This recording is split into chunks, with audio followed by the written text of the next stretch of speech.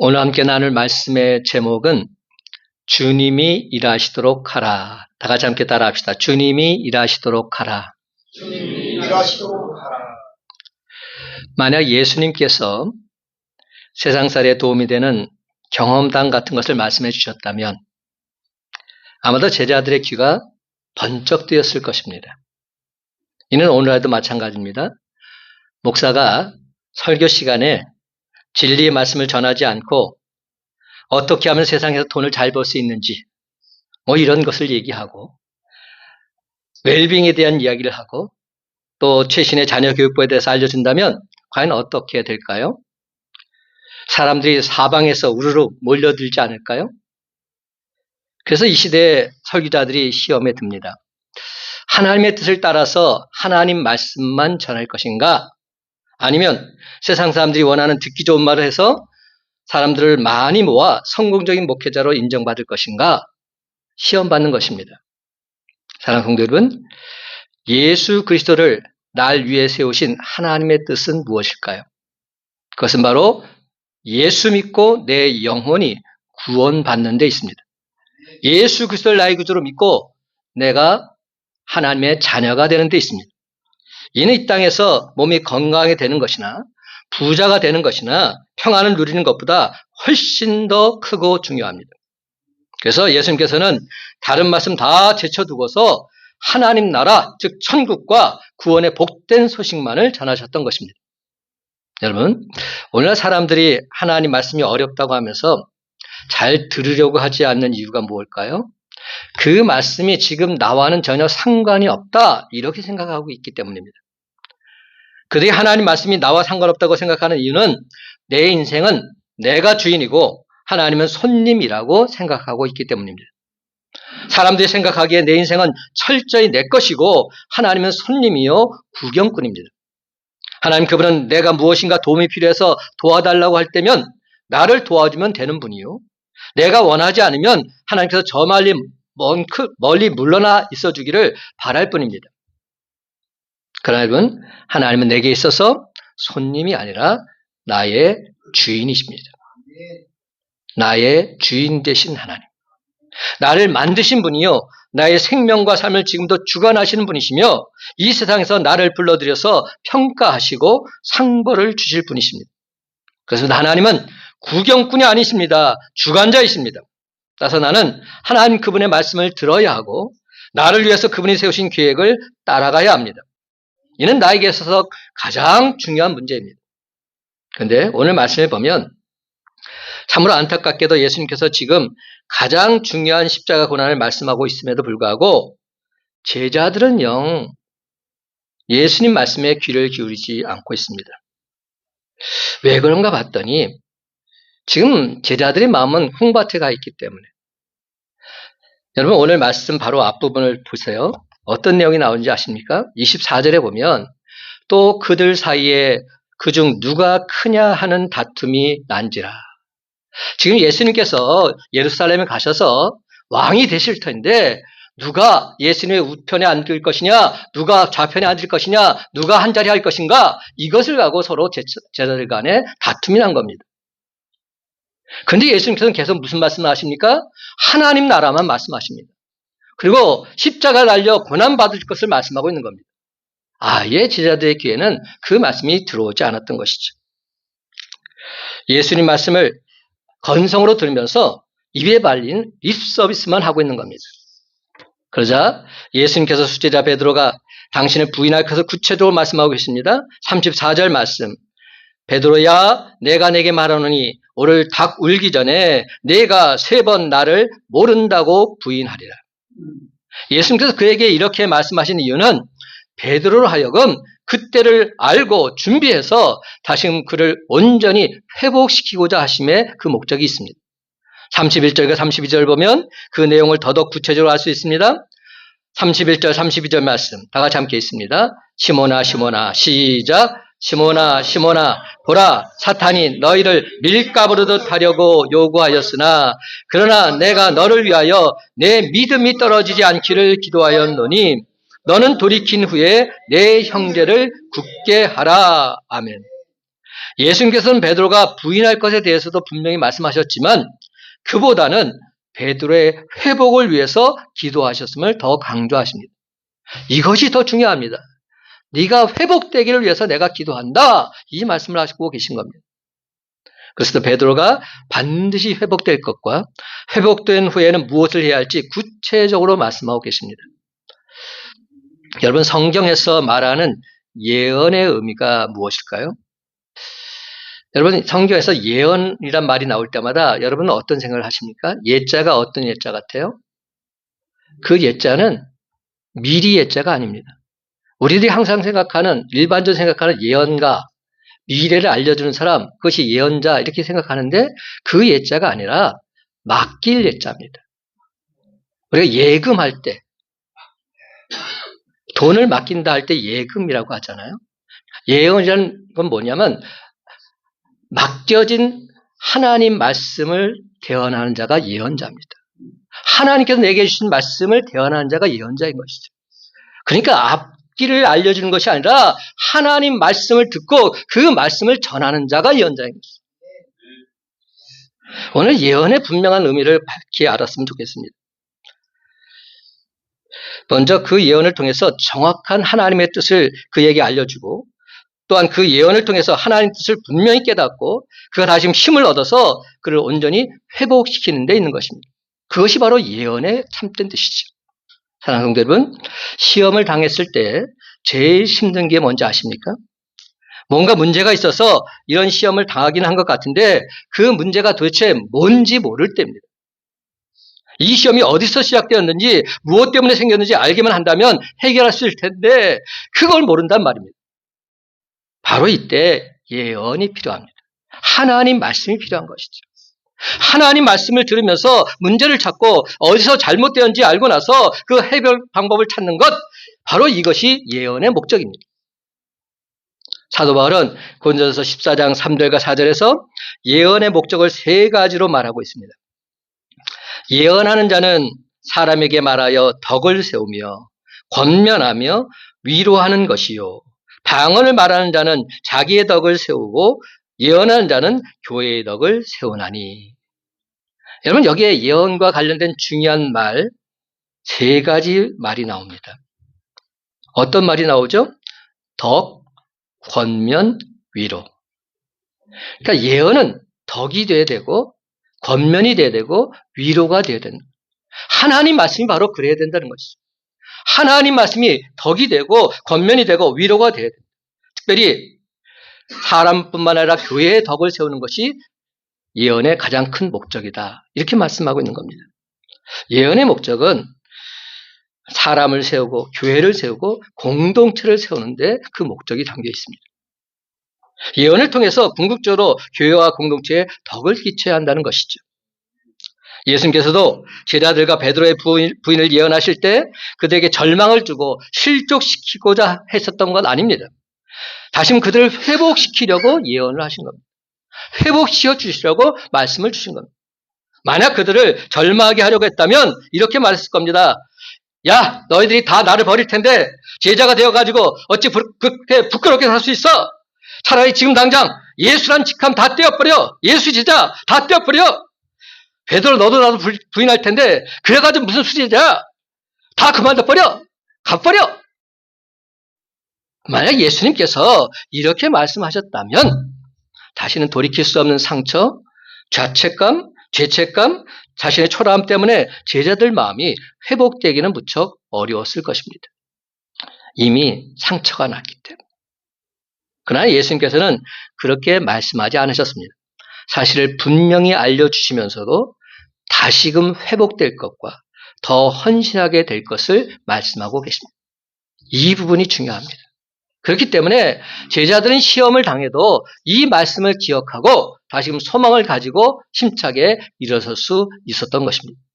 32절 말씀, 내가 너를 위하여 내 믿음이 떨어지지 않기를 기도하였노니 너는 돌이킨 후에 내 형제를 굳게 하라. 이것이 예수님의 말씀이었어요. 내가 나를 3번 부인할 것이다. 이것이 핵심이 아닙니다. 나는 너를 위해서 내 믿음이 떨어지지 않기 위해서 기도했다. 너는 돌이킨 후에 내 형제를 다시금 굳건히 세우는 내 제자가 되라. 이렇게 말씀하고 계신 겁니다. 이사야 41장 15절과 16절은 말합니다. 보라, 내가 너를 이가 날카로운 새 타작기로 삼으리니 내가 산들을 쳐서 부스러기를 만들 것이며 작은 산들을 겨같이 만들 것이라. 내가 그들을 까부른 즉 바람이 그들을 날리겠고 회오리 바람이 그들을 흩어버릴 것이로되 너는 여호와로 말미암아 즐거워하겠고 이스라엘의 거룩한 자로 말미암아 자랑하리로다. 아멘입니다. 여러분, 이처럼 예언은 하나님 말씀에 기초해서 그 사람에게 힘과 용기를 주는 데 있습니다.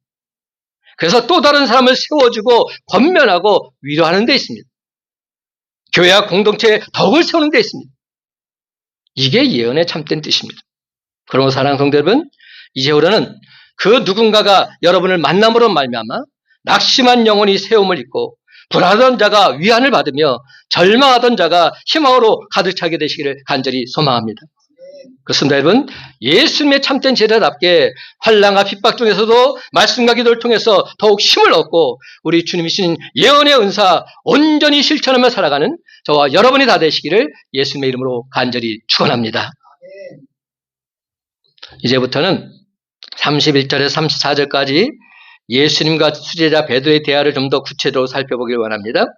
31절 이하에 보면 사탄이 베드로를 밀가부르듯 했다고 하시면서 내가 너를 위해 내 믿음이 떨어지지 않기를 기도했다고 하십니다.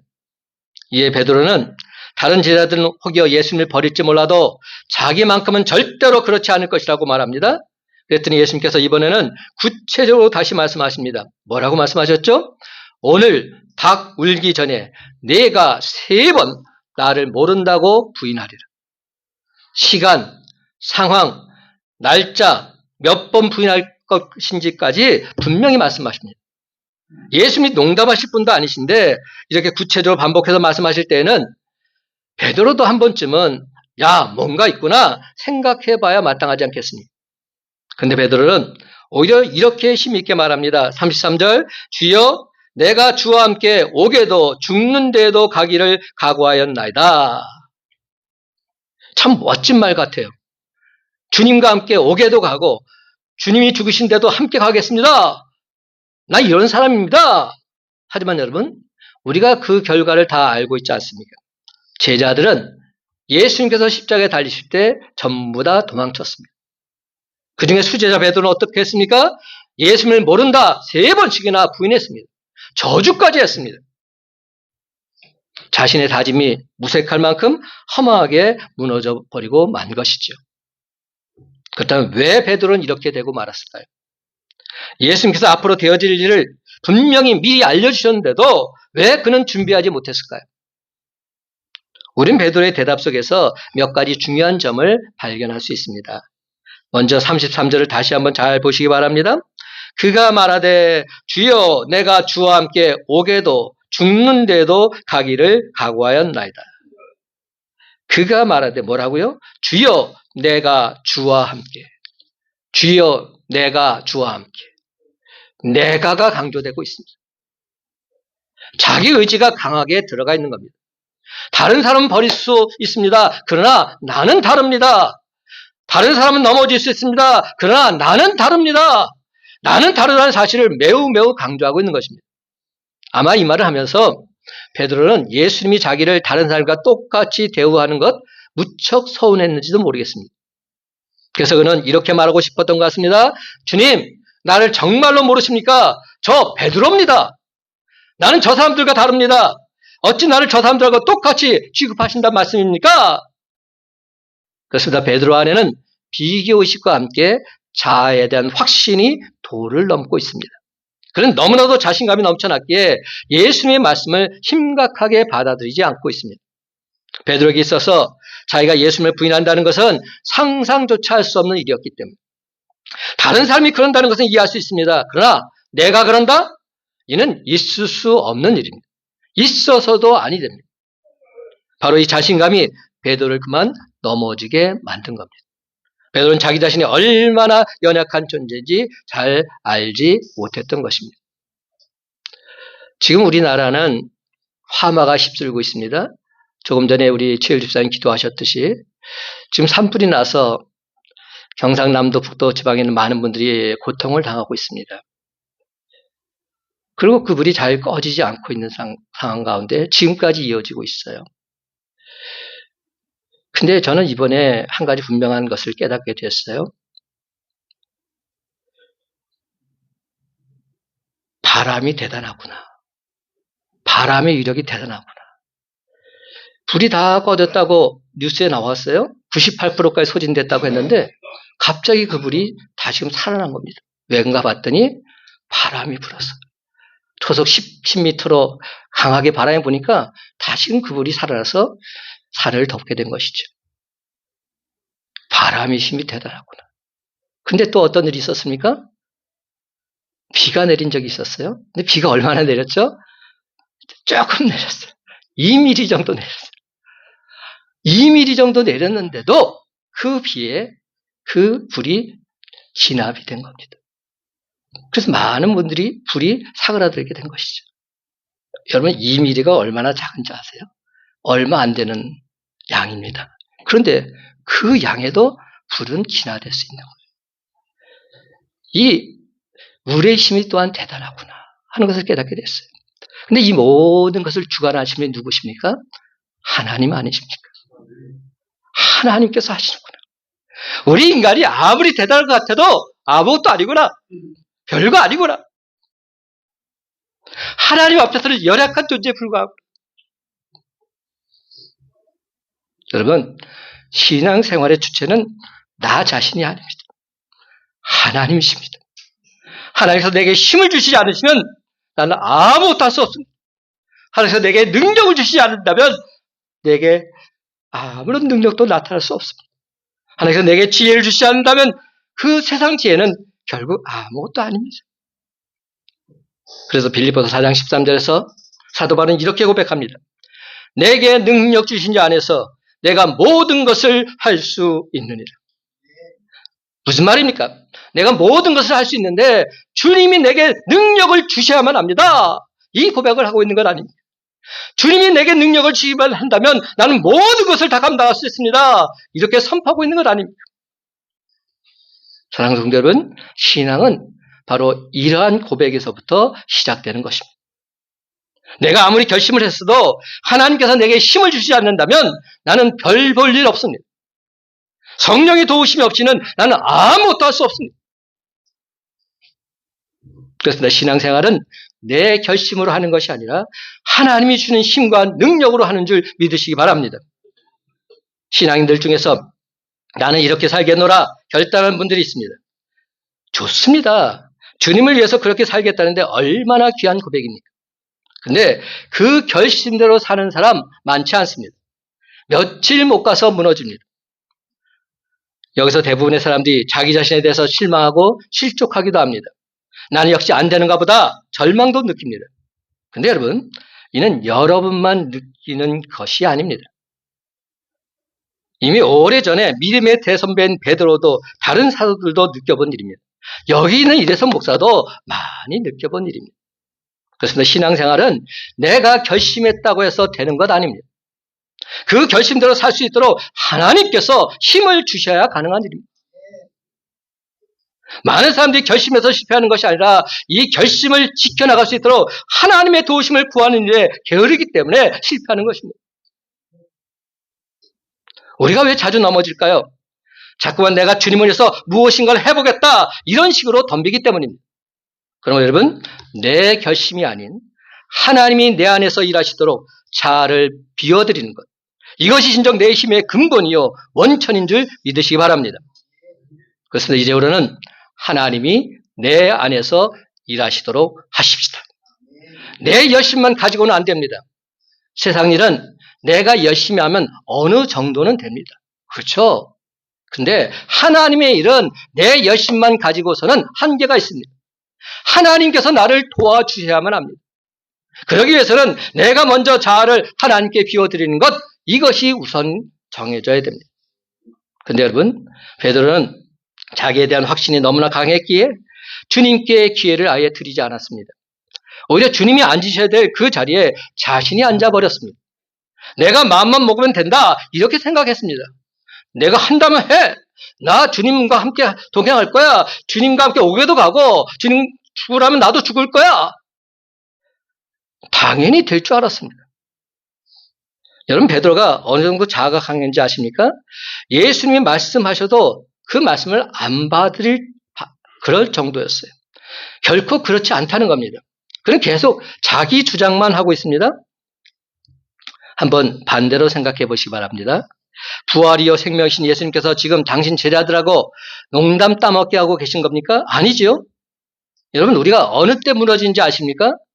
내 생각이 너무 강해서 하나님의 말씀조차도 받아들일 수 없을 때 우리는 반드시 넘어집니다. 베드로의 마음에는 예수님의 말씀이 들어갈 구석 1도 없었습니다. 예수님은 틀리고 자기는 맞았다는 식의 논리입니다. 내가 어떻게 예수님을 부인합니까? 예수님 틀렸습니다. 이번엔 내가 맞습니다. 난 절대로 예수님 부인하지 않습니다. 이렇게 말하고 있는 것입니다. 하나님 말씀이 들어갈 구석이 1도 없는 사람, 자기 주장, 자기 생각이 너무 강해서 하나님 말씀을 있는 그대로 받아들일 수 없는 사람, 그런 사람은 반드시 넘어지게 되어 있습니다. 하나님 말씀은 언제나 참이요, 진리요, 생명이기 때문에. 그렇습니다, 여러분. 진리의 말씀, 생명의 말씀이 우리를 다스려야 승리하지, 자아가 우리를 다스리면 우리는 결코 승리할 수 없습니다. 참으로 안타깝게도 베드로가 내가 주와 함께 오게도 죽는 데도 가겠다 자신감에 차서 말했음에도 이 약속들 중에서 그 어느 하나도 그는 지키질 못했습니다. 예수님과 함께 감옥에 가지 않았습니다. 물론 죽지도 않았습니다. 그런데 여러분 그가 언제 달라졌습니까? 오순절날 성령이 임하고 하나님의 영으로 그리스도의 영으로 충만해지자 그는 기꺼이 주를 위해서 매를 맞고 있습니다. 감옥에도 갑니다. 나중엔 주를 위해서 목숨까지도 바치고 있습니다. 예수님이 수지자니까 마지못해서 죽은 것이 아니라 십자가에 거꾸로 매달려 죽기까지 주를 위해서 기꺼이 순교하고 있습니다. 그렇다면 여러분 도대체 뭐가 달라진 겁니까? 뭐가 달라졌어요? 주인이 달라진 겁니다. 내 주인이 달라진 겁니다. 그리고 주님이 내 안에서 일하시도록 해야 됩니다. 그러면 문제될 것이 없습니다. 그래서 내 마음을 누가 다스리냐에 따라서 이렇게 엄청난 차이가 나타나게 되어 있습니다. 우리들도 내 자아가 포기되고 성령께서 나를 다스리기만 시작하면 주님을 위해서 기꺼이 놀라운 헌신을 하게 될 줄로 믿습니다. 솔직히 말해서 베드로는 자기 육신이 얼마나 약한지 잘 몰랐습니다. 자기는 강한다는 줄 알았어요. 마음먹는 것하고 실제 육신이 반응하는 것하고 얼마나 큰 차이가 있는지 그조차도 알고 있지 못했습니다. 마음만 먹으면 육신도 당연히 따라간다 이렇게 생각했습니다. 그러나 여러분 우리 육신이 얼마나 약합니까? 정말로 약합니다. 그럼 우리는 하나님께 기도해야 합니다.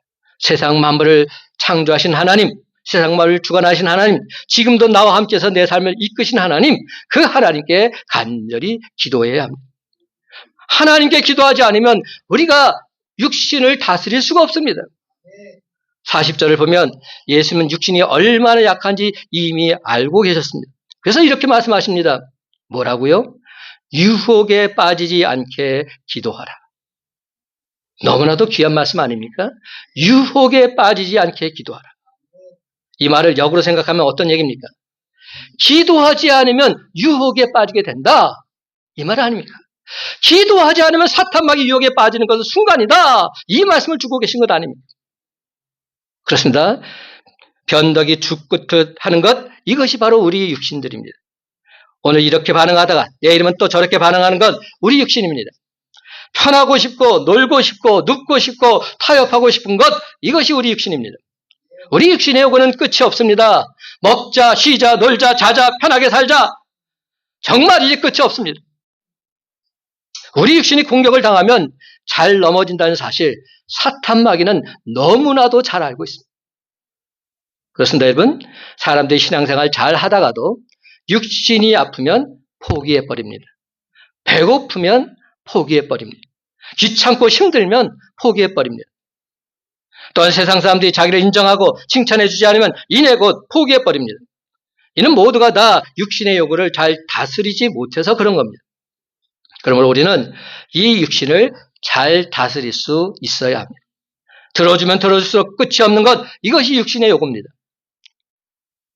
한번 교회에 빠지면 또 빠지고 싶고 더 놀고 싶습니다. 따라서 육신은 기도하지 않으면 결코 다스려지질 않습니다. 사랑하는 성도 여러분, 사탄 마귀가 제일 싫어하는 것이 무엇인지 아십니까? 그것은 바로 기도하는 사람, 무척 싫어합니다. 예수님께서 끝없이 육신의 요구와 싸우셨습니다. 예수님이 30세 때 공생의 사역을 시작하시기 전 광야에서 40일 금식기도 하실 때 육신의 배고픔을 강력히 요구했습니다.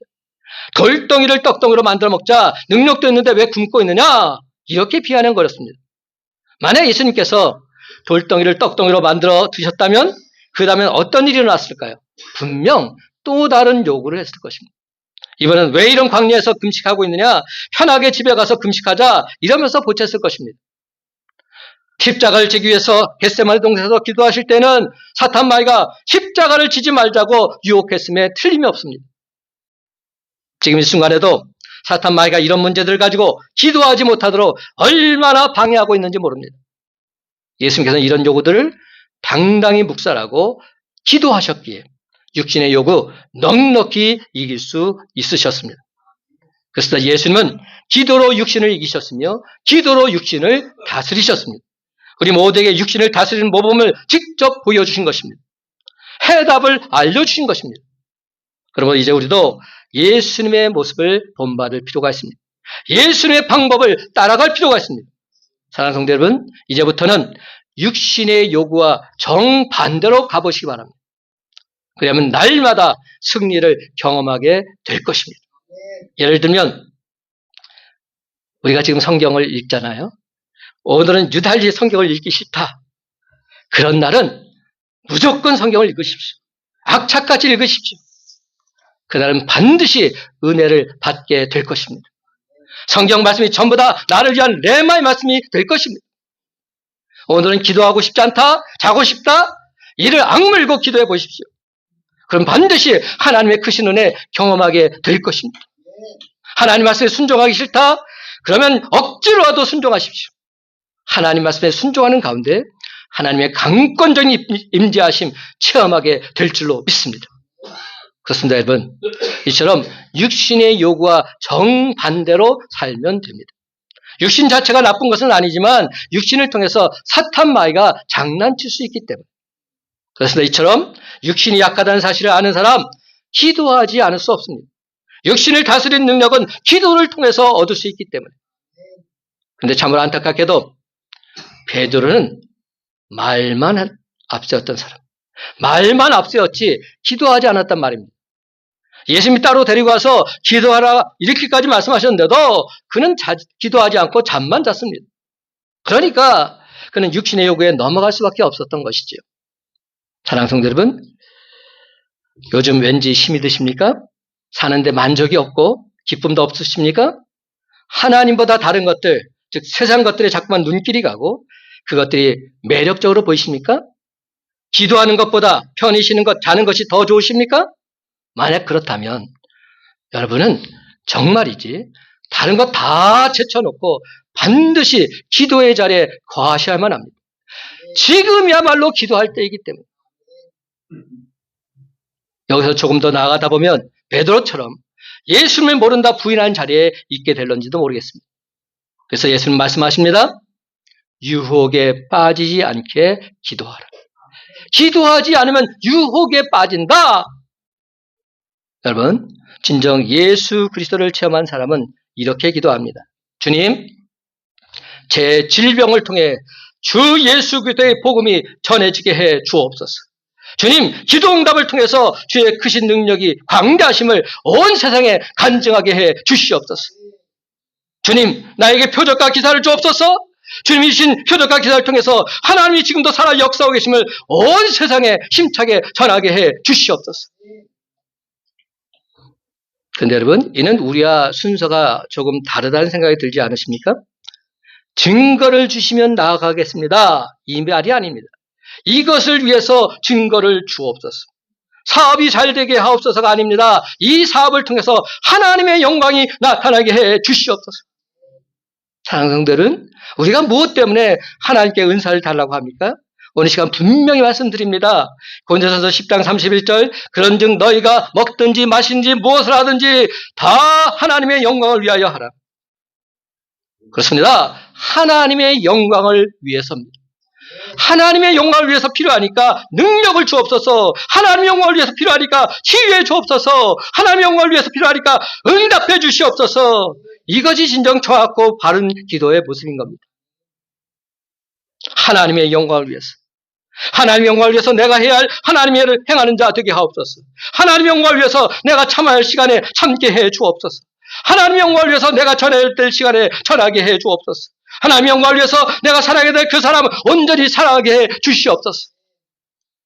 그렇습니다, 여러분. 이것이 바로 우리 모두의 진실된 기도 내용이 되어야 할 줄로 믿습니다. 사도행전 4장 31절 하반절은 말합니다. 무리가 다 성령이 충만하여 담대히 하나님의 말씀을 전하니라. 성령 충만의 목적이 무엇인지 아십니까? 성령 충만의 목적은 장사 잘 되고 시험 잘 보고 성공하는 데 있지 않습니다.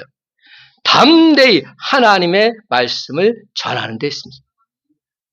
그렇습니다. 이제 우리는 성령이 충만해서 담대히 하나님 말씀을 전하게 해달라 기도해야 합니다. 돈 벌게 해주세요. 기도했더니 돈 벌게 해주셨다. 그런 말 아닙니다. 성령이 충만해서 하나님의 일 좀 많이 하게 해주세요. 이렇게 기도했더니 돈이 벌리더란 말입니다. 이 모든 것 누가 하셨습니까? 하나님께서. 마태복음 6장 33절 너희는 먼저 그의 나라와 그의 의를 구하라. 그리하면 이 모든 것을 너희에게 더하시리라. 여러분, 내가 먼저 하나님의 나라와 하나님의 일을 구하면, 내가 먼저 하나님을 진짜 기쁘시게 해드리는 삶을 살게 되면 하나님께서 모든 것을 아시기에 나에게 누르고 넘치도록 복의 복을 더하여 주실 줄로 믿습니다. 그렇습니다, 여러분. 나로 하여금 하나님의 일을 하게 해 주옵소서. 하나님의 일을 힘써 감당할 수 있도록 나에게 영적 부유함을 허락해 해 주시옵소서. 이렇게 기도하며 나아가시기 바랍니다. 그리하면 하나님께서 당신의 영광을 나타내기 위해서 건강이 필요하면 건강을 주시고 지식이 필요하면 지식을 주시고 물질이 필요하면 물질을 부어 주실 줄로 믿습니다. 여러분, 우리의 연약한 믿음으로 인해서 예배가 다 무너진 지금이야말로 우리 모두가 합심해서 다시 하나님께 간절히 기도해야 할 때입니다. 한 마음으로 소리 높여 하나님께 기도드릴 때 주님이 주신 표적과 이적과 기사와 능력 우리 삶의 현장 속에서 확실하게 나타나게 될 줄로 믿습니다. 다시 한번 분명히 말씀드립니다. 이 세상을 살아가는 데 있어서 우리의 결심만으로는 한계가 있습니다. 하나님의 절대적인 도우심이 필요합니다. 그러기 위해서는 내가 늘 항상 하나님을 만난 그 자리에 있어야 합니다. 그래야 내가 하나님의 능력, 하나님의 은총, 하나님의 사랑 다 체험하게 되죠. 주님을 만난 그 자리에 내가 없다면 주님께서 나에게 주시고자 해도 주실 수 없는 겁니다. 참으로 아이러니하지만 대부분 그리스도인들의 삶을 보면 평탄할 때는 하나님과의 관계를 맺으려고 하지 않아요. 하나님과의 만남을 선호하지 않아요. 그러다가 급기야 실패의 깊은 구렁텅이에 빠지게 되면 약복강가의 야곱처럼 하나님과 처절한 씨름을 하게 되는 것이죠. 그 순간 하나님을 온전히 만나게 되고 하나님께 대한 제대로 된 신앙 고백 하게 되는 것입니다. 주는 내 하나님이시라. 그렇습니다. 나의 주, 나의 하나님, 바로 그분을 통해서 우리 모두는 진정 참된 행복 만끽하게 될 줄로 믿습니다. 이제 말씀을 맺습니다. 사랑하는 성도 여러분, 주님이 일하시도록 하라.